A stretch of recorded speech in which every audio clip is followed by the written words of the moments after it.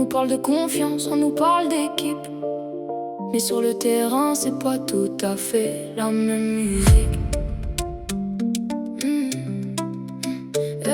Ouais. 9h30, j'arrive café froid dans la main. Je connais déjà le scénario, je connais déjà la fin. Une réunion pour parler d'une réunion d'avant. Et des objectifs qui grossissent plus vite que le salaire à la fin du mois. On veut des chiffres, des résultats, des exploits. Faire le taf de 10 personnes avec l'effectif de 3.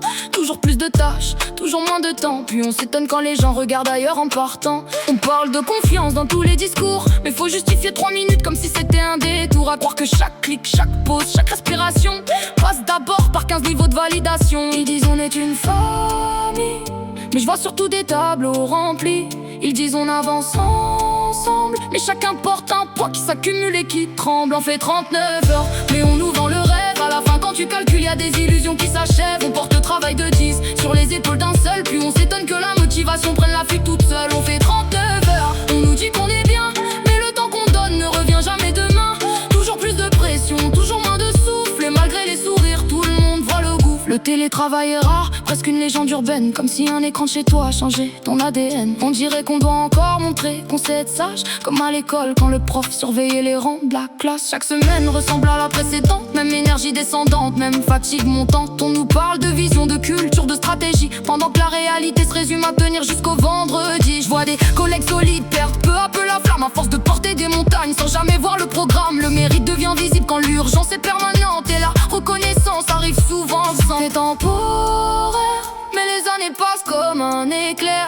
Ils disent encore un effort, puis ils reviennent avec un objectif plus fort. On fait 39 heures, mais on nous vend le rêve. À la fin quand tu calcules, y a des illusions qui s'achèvent. On porte le travail de 10 sur les épaules d'un seul. Puis on s'étonne que la motivation prenne la fuite toute seule. On fait 39 heures, on nous dit qu'on est bien, mais le temps qu'on donne ne revient jamais demain.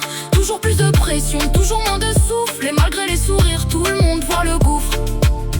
Ils veulent un orchestre symphonique, mais financent une flûte solo.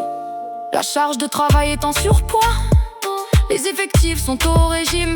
Le télétravail est tellement rare qu'on dirait un animal protégé. La confiance est dans les valeurs affichées, la surveillance est dans les pratiques observées. Ils veulent des résultats de géants, avec des moyens de figurants. On nous demande d'accélérer, mais le moteur tourne déjà dans le rouge. Ici la polyvalence est obligatoire, la reconnaissance est facultative. Le vrai KPI, c'est combien de café il faut pour finir la semaine. Ils parlent d'équilibre, mais la balance a perdu un côté. On fait le boulot de 10 et la fiche de paye arrive toute seule. 9h30, 18h, les jours défilent et se ressemblent.